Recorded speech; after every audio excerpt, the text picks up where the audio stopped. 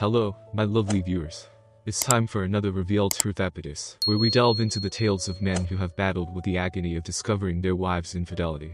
Brace yourselves and let's dive right in. Jim and I had just finished our day's shift at the plant. We were driving back home together in my car. We always commuted together whenever our work shifts coincided. This week, it was my turn to use my car. As soon as we left the plant, Jim asked me to stop at a pharmacy on our way back home so he could fill a prescription. His wife, Sally, had a bad cold, and the doctor had prescribed medication to treat her stubborn cold. Since we were driving near the pharmacy where my wife, Rachel, worked, I decided to surprise both Jim and Rachel by stopping there. During all the years Rachel had worked there, I had never once visited her at her workplace. I figured she would be very surprised to see me. I had never dared to visit her at the pharmacy because I didn't want her co-workers or her boss to think I was checking up on her. Surprisingly, she never commented on this. She was working that day, and I knew she would indeed be surprised to see me. Rachel only worked at the pharmacy 2 days a week. I thought it was time I finally met her boss after 6 years. Rachel and I had been married for 9 years. Even though we weren't wealthy, I earned a good salary at the plant. I preferred Rachel to stay at home, but 2 years into our marriage, she expressed a desire to work. She also wanted her own car. She managed to convince me to let her work for a year or two, at least until she could pay for the car she wanted. A week after we agreed on her working, she found a job at a pharmacy on the other side of town. Just over a year later, she gave birth to her daughter Sandy. For the next 2 years, Rachel was a stay-at-home mom. When Sandy was older, Rachel once again expressed a desire to work, even if it was only a couple of days a week. She mentioned that she had already spoken to the pharmacy where she had previously worked, and Mr. Clarkson was willing to rehire her, even if it was just for 2 days a week. I finally agreed. She arranged for her mother to take care of Sandy on the days she worked. Rachel had now been working 2 days a week for Mr. Clarkson for over 3 years. Sandy was almost 6, and not once had I never stepped inside her place of work before. I parked in front of the pharmacy, and both Jim and I went inside. It wasn't a huge place, but it had everything one would expect in a pharmacy. There were 4 long aisles, on each side of which were shelves loaded with everything from cough syrup to all brands of other products. At the very back was the space where prescriptions were filled. Jim and I immediately walked there, but instead of seeing Rachel as I expected, there was only a middle-aged man behind the long counter. He took Jim's prescription and started working on it. I was about to introduce myself and ask him where my wife was, but with Jim standing next to me, I didn't want him to know that I was unaware of her absence, so I remained silent. While the pharmacist was busy with the prescription, Jim wandered further away, looking at the different displays. That's when I decided to inspect the back of the place more closely. As soon as I looked over the counter behind the pharmacist, my eyes landed on a desk near the wall. On it rested a framed picture of a girl, around 7 or 8 years old. What struck me about the picture was the uncanny resemblance the child bore to my Sandy. She had the same long blonde hair, blue eyes, and even her smile was identical. I stood there in awe, examining the picture. The resemblance to my daughter was so striking that it felt like I was seeing how Sandy might look in a year or so. Confused, I asked the pharmacist, who was still busy counting pills, if the child in the picture was his daughter. No, I have only 2 boys at home. This is Kathy. She's the daughter of Mr. Clarkson. She's a lovely child, isn't she? Yes, she certainly is, I replied, too shocked to say more. I moved away, pretending to browse an item on a nearby shelf. Deep down, I felt a sinking sensation. How could this Kathy look so much like my own daughter? And where was Rachel? A sense of dread grew within me. I had an inkling about the answers to both questions, but wasn't ready to confront them. Suddenly, I felt an overwhelming need to leave. I approached Jim and told him I'd wait for him in the car. As I sat there waiting, a troubling thought crossed my mind. Sandy looked nothing like Rachel, and she certainly didn't have any of my facial features. Both Rachel and I had brown eyes and dark brown hair, yet Sandy was blonde. When she was a young child, many of my friends joked about the color of her hair. Some even teased, asking if we ordered pizza often or inquiring about the hair color of our mailman. Of course, these were just friendly jests, and I never let these remarks bother me. But now, they came back to haunt me. Was Sandy really my daughter, or was she Mr. Clarkson's child? The strange thing was that I had never met or seen Carl Clarkson, so I had no idea what he looked like, except that he had light-colored hair. Rachel had mentioned this detail a few times. Later that evening at home, Rachel noticed my quiet and pensive mood. She asked if something was bothering me. I didn't tell her about my visit to her workplace or my troubling thoughts. I would have liked to know where she was when I stopped by, but I kept my concerns to myself. I knew I had to tread carefully and not accuse her based on mere suspicions. More importantly, I needed proof to either confirm or dispel my doubts about Sandy's parentage. The mere thought that my beloved daughter might not be biologically mine was excruciating. I loved Sandy more than anyone else in the world and would do anything for her. I tried to convince myself that the resemblance between the two girls was just a coincidence, but deep down, suspicion kept resurfacing. Later that night, lying next to Rachel, the full weight of the day's events bore down on me. If Sandy wasn't my daughter and if Carl Clarkson was her biological father, it meant Rachel had been deceiving me since she first started working for him over 6 years ago. I wondered if she was still continuing her affair. She had likely been making a fool out of me all those years, returning home after being with him, perhaps secretly relishing the fact that she had deceived me. I recalled how she always took a shower as soon as she got home, explaining that she needed to wash off the chemicals she came into contact with. Now, I suspected she was washing away evidence of her infidelity. The next day was Friday. Since Rachel wasn't working, after dropping Jim off at his house, I drove to her workplace. I wanted to see Carl Clarkson face to face. Given that he didn't know me and I had never seen him, I felt it was time. I was eager to finally see him. After asking the woman at the cash register about Mr. Clarkson's whereabouts, she informed me that he had already left for the day. However, she mentioned that Mr. Mann, his assistant, could assist with my prescription. She gestured towards the back, indicating the same man who had filled Jim's prescription the day before. I informed her that I'd return another day since my business was personal with Mr. Clarkson. She then surprised me by mentioning that I should avoid coming on Tuesday or Thursday afternoons, as Mr. Clarkson was never at the pharmacy during those times. I left without further comment, nodding to show I'd understood. Sitting in my car, I tried to piece things together. Rachel had been hired to assist Mr. Clarkson on those exact days. She was meant to help him with prescriptions. Yet, she always referred to him formally as Mr. Clarkson, and now I'd learned he wasn't even present on the days she worked. It didn't add up. What was Rachel doing on those afternoons? She wasn't at the pharmacy the previous day when she should have been working. Could she have been elsewhere with him? After Sandy's birth, I had been against Rachel returning to work. But she was persistent, and I eventually relented. Now, doubts about her job and that unsettling photograph of the child on the desk plagued my thoughts. My trust in Rachel's fidelity was waning. Was she involved with her boss, or was my mind playing tricks on me? I hoped to find proof of her actions. Let's see what evidence I could uncover. That weekend at home with Rachel was torturous. Every glance at her conjured images of her with her boss, though I couldn't put a face to him since I hadn't met him. Deep down, I feared Sandy might be his child. Was he still seeing my wife behind my back? Could they be planning for a second child together? All these years, had she been with him more frequently than with me? My anger bubbled beneath the surface. I knew that every time I looked at her, I'd be consumed by these doubts until I found evidence to the contrary. One morning, as she slept beside me, I quietly observed her. She was indeed a beautiful woman, but the thought of her possibly going behind my back was disheartening. We barely spoke until noon that day, and during lunch, my conversation was mostly directed at our daughter. That night, I woke her in the middle of the night to be intimate. There was no affection, no tenderness, just raw emotion. It was my way of seeking revenge for what I believed she had given to another man, something I felt was exclusively mine. Strangely, Rachel never protested my behavior, which, in itself, seemed to confirm my suspicions. She had something to hide and was perhaps trying to appease me by being submissive. Despite my growing conviction, I had no concrete evidence of her infidelity. I couldn't even fathom why I was behaving so erratically. All I knew was that I harbored a deep-seated desire to hurt her. Her silence and compliance, I believed, stemmed from fear. But why would she fear me, her husband, unless she had something to conceal? She seemed eager to move past my bouts of anger and resume our daily routines. I sensed she was wary of confronting the issue, fearful that I might have uncovered her secret. She seemed to be buying peace by enduring my treatment. As days passed, my conviction that she was involved with her boss deepened.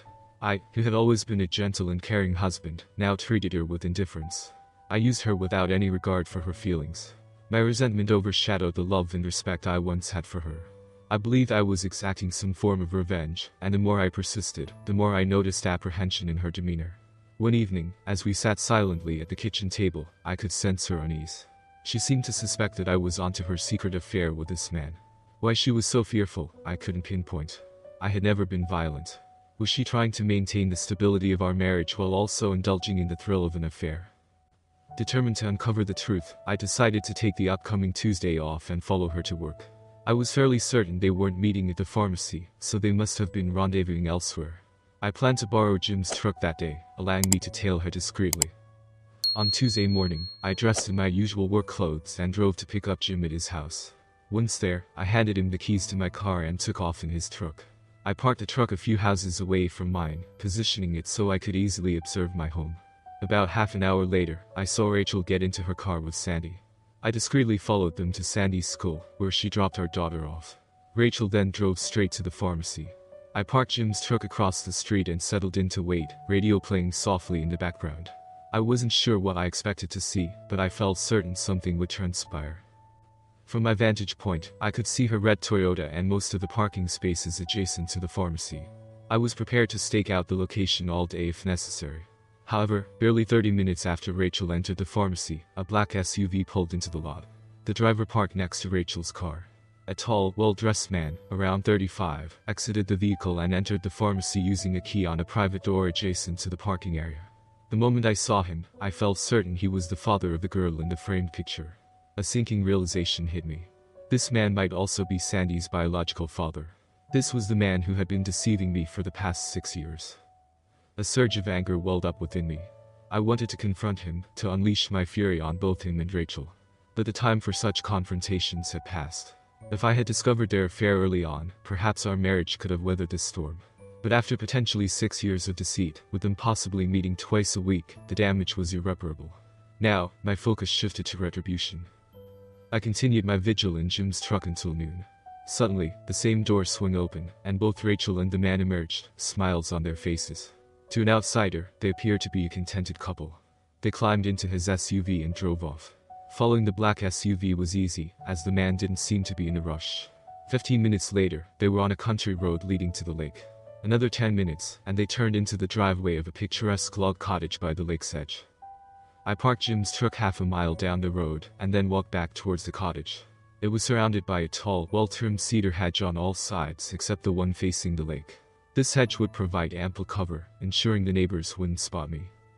I cautiously circled the house until I heard noises emanating from an open window on the cottage's left side.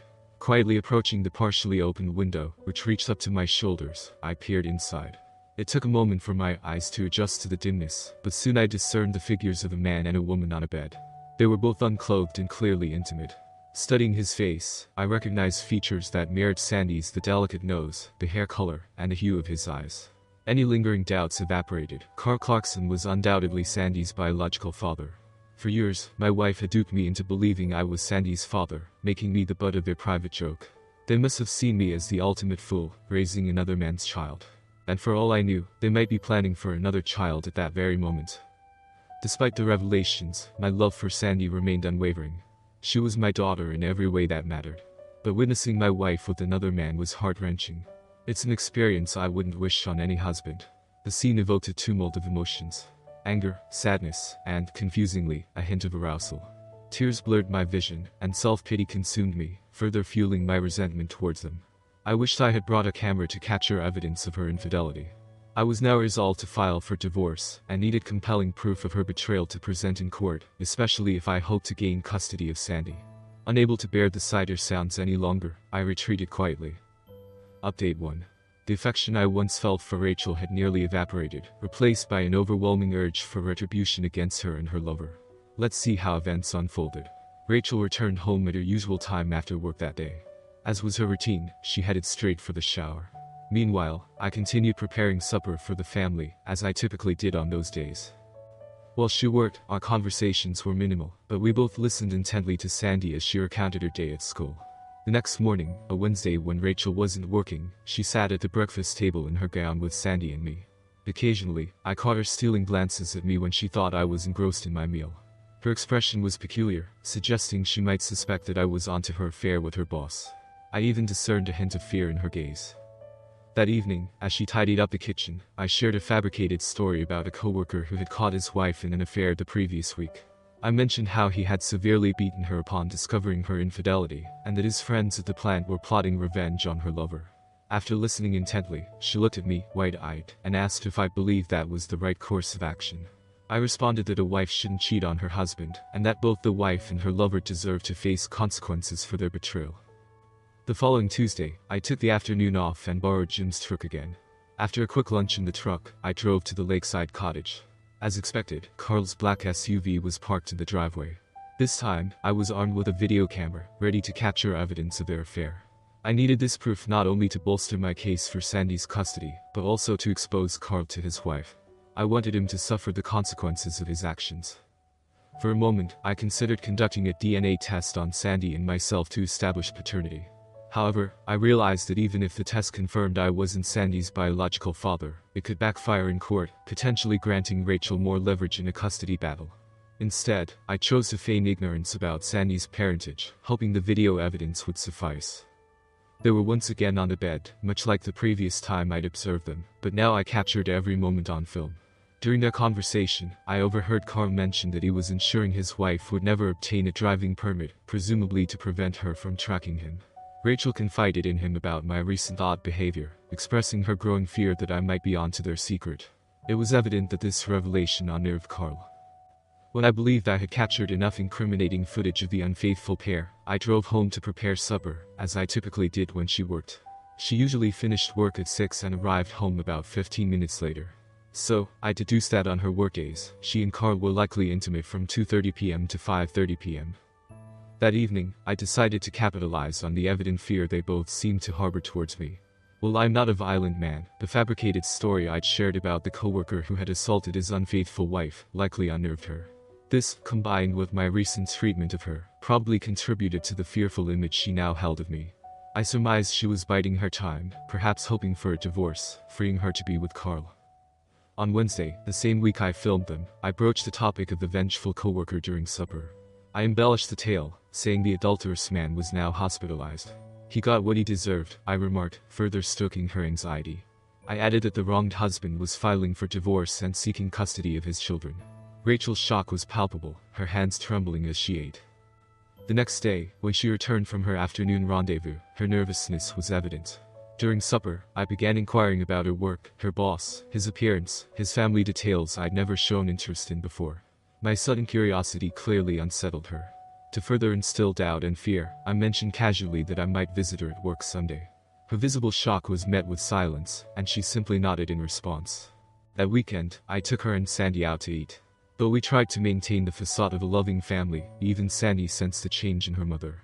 She now gravitated towards me, seeking affection and answers. At the restaurant, when Sandy excused herself to the restroom, I seized the opportunity to address Rachel's evident distress. "Is something bothering you? Do you want to talk about it?" I asked.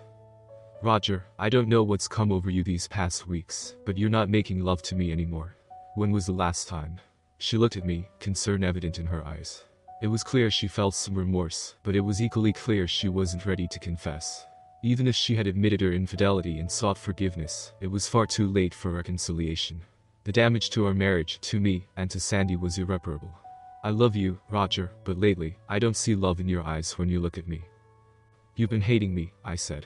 "Tell me, Rachel, are you cheating on me? If you are, then we, as a couple, are over, and you will never see our daughter again. I can guarantee you that." I had finally said it, the cat was out of the bag. She looked at me for a long moment, too stunned to respond. As we stared at each other, I could see tears forming in her eyes. Suddenly, she grabbed her purse and ran out of the restaurant. I paid the bill and waited for Sandy to come out of the washroom. When we got outside, Rachel was there waiting for us. Her eyes were red, but she wasn't crying anymore. The following Monday, I approached my boss and requested 2 weeks off. He was initially hesitant, but when I explained that I was dealing with a family crisis, he relented. That afternoon, I drove to Carl's house. Once parked outside, I sat for several minutes, contemplating my next move. I wasn't sure of my intentions, but I felt it was time to meet his wife and inform her of the situation. I could see her in the backyard near the pool. She appeared taller than Rachel and had light brown hair, similar to my wife's. Gathering my courage, I exited my car and, after opening the fence door, approached her in the backyard. She was rearranging chairs around the pool. Once I was in front of her, I introduced myself. "I'm Roger Weldon. My wife, Rachel, works for your husband at the pharmacy." She gave me a curious look, then smiled and extended her hand. "Of course, I've heard of Rachel. I've never met her, but my husband has mentioned her a few times. I'm Claudine Clarkson." She had a warm smile, and from our brief interaction, I could tell she had a pleasant personality. It dawned on me that she was likely unaware of her husband's affair with my wife. Of course, what I was about to reveal would be devastating, but it was unavoidable. She deserved to know the truth. I decided to be direct, as this wasn't a social visit. Mrs. Clarkson, what I'm about to share will cause you great pain, but you need to know. I believe your husband and my wife have been having an affair for several years. She stared at me, speechless, her mouth slightly open. After a few moments, tears began to form in her eyes. She covered her mouth with both hands in shock. Before I could continue, she managed to ask, "Do you have proof?" "Yes, I have evidence of their affair. I've taken photos of them together at your cottage by the lake. And there's more. Their affair has spanned over 6 years, and I'm almost certain that your husband is the biological father of my daughter." She suddenly broke down, sobbing uncontrollably. I guided her inside the house and helped her sit on the couch. After she had calmed down slightly, I took out a photo of my daughter, Sandy, from my wallet and handed it to her. "This is Sandy. Notice the striking resemblance to your husband. The blonde hair, the slim nose, the high cheekbones. In fact, she looks a lot like your own daughter." I noticed a picture of her daughter on the fireplace mantel. Picking it up, I placed both photos side by side on the coffee table. "Look at the resemblance, Mrs. Clarkson. They could be mistaken for twins. We don't need a DNA test to see they're related. It's evident they're sisters." Final update. What will Opus and Mrs. Clarkson decide to do? See in the update. By now, Claudine had stopped crying. She held both pictures, studying them intently. Finally, she looked up at me, her voice filled with desperation. "What are we going to do?" "I'm not sure about you, but I'm divorcing my wife, and I intend to seek custody of my daughter." She nodded slowly. "I've had suspicions about Carl for a while now. I suppose this is the only fair solution for you. After all, I'm the one who does the laundry. He will pay for what he's done. Mrs. Clarkson, if you'd like, I can provide you with copies of the photos I have of them together. However, we should wait a few days before revealing that we know about their affair. I'll explain why." I then retrieved the tape from my car, and we watched a portion of it together. My wife was intimately involved with her husband. Claudine cried again, and after a few moments, she pleaded with me to stop the playback. Once she had regained some composure, I detailed my intentions. At my urging, she agreed to delay confronting her husband about leaving him. On Tuesday, I consulted my attorney. He informed me that even with the evidence of my wife's infidelity, gaining custody of Sandy would be challenging, especially if I wasn't her biological father. He explained that my wife could simply request a DNA test on Sandy to prove I wasn't the father. He added that if she used this argument in court, I could sue Carl for years of child support, but I'd likely lose custody of Sandy. I didn't want that outcome, so I instructed him to hold proceedings. I needed to devise a strategy to compel her to leave temporarily, ensuring she'd forfeit her custody rights. No DNA tests had been conducted yet, and a mother who abandoned her child for a tryst would not fare well in court. When Rachel returned from work, I saw evidence of her infidelity. Her lips were glistening. Recognizing that her secret was out, she broke down, pleading for my forgiveness. She tried to engage me in conversation, repeatedly expressing her remorse. I remained silent. Eventually, she declared her intention to end the affair with Carl and resign from her job. She professed her love for only me and promised to make amends. It was evident she was being insincere. Having overheard a conversation with Carl at the cottage, I knew she had no plans to leave him. She was merely stalling. It was clear she intended to depart with Carl, with Sandy and her apprehension about my potential response being the only obstacles. I realized that if I wanted to compel her to run away with her boss, I needed to amplify the fear she already felt. She had to be genuinely concerned for her safety and that of her lover. Thus, in a measured tone, I told her I would never forgive her infidelity, and that my retribution, aimed at both her and Carl, would be severe. Notably, I refrained from mentioning my suspicions about Sandy's paternity. Later that afternoon, I visited Claudine's residence. At my suggestion, she had engaged the same attorney I had consulted. She informed me that he had already made significant progress with the divorce paperwork for both of us. She also mentioned that her husband's behavior had been peculiar over the past day. She had observed him loading boxes into his SUV when he believed she was occupied elsewhere. She was fairly certain he was plotting to leave her. I emphasized to her that this would be advantageous, as his abandonment would likely grant her automatic custody of their daughter. In such a scenario, he would be at a significant disadvantage in court. Rachel didn't report to work that Tuesday, claiming she had resigned and had no plans to communicate with Carl in the future. I was indifferent to her assurances. Firstly, I was convinced she was being deceitful, and secondly, I had already resolved not to remain in the marriage much longer. Later that day, I observed her discreetly packing some of her belongings, confirming my suspicion that she intended to leave imminently. However, I was determined not to let her take Sandy. To expedite her growing inclination to flee with her lover, I chose to further stoke her fears. That afternoon, I intimated that I intended to confront Carl soon. When she inquired about the fate of our marriage, I cryptically responded that once I had dealt with her lover, I would decide her fate. The palpable fear in her gaze was evident as she regarded me silently. By nature, I'm not a violent individual. Until these recent events, I had always treated her with kindness, both in our daily interactions and in our intimate moments. But after discovering she had broken our marriage vows over 6 years ago and continued to do so, the love I once felt for her evaporated. I transformed, not into a violent man, but into a sad and angry one. The next day, after dropping Sandy off at school, I spoke with the school's administrator. I explained that my wife might attempt to run away with another man and could potentially try to kidnap Sandy. I emphasized that under no circumstances should Sandy be released to my wife or anyone else. I would personally drop off and pick up Sandy each day. Upon returning home, I suspected that in my absence, Rachel would call Carl. I hoped they would act on their plan to flee together. I wanted her out of my life and him as far away as possible. Serving Rachel with divorce papers was no longer viable, as she might gain custody of Sandy. Instead, I aimed to force her to leave with Carl, leaving Sandy behind. Even if it was just for a few days, I intended to relocate to the other end of the country with my daughter. When I arrived at Claudine's house, she was in tears. Carl had taken most of his clothes and left without informing her of his destination. I surmised he had been waiting for me to leave so he could retrieve Rachel. To ensure they didn't take Sandy, I rushed to her school. Upon arrival, I spotted Carl's car with both him and Rachel inside. They sped off upon seeing me. Sandy was safe inside the school, and I took her home. I later told her that her mother had to visit a sick relative and would be away for some time. The following day, I changed all the locks on the doors and met with my lawyer to inform him that Rachel had abandoned her family to run away with her lover. I then visited a real estate agent to list my house for sale. Since the house was solely in my name, I anticipated no issues with the paperwork. That evening, I called Claudine. She was distraught, revealing that Carl had left a note explaining he was leaving her for another woman he had fallen in love with.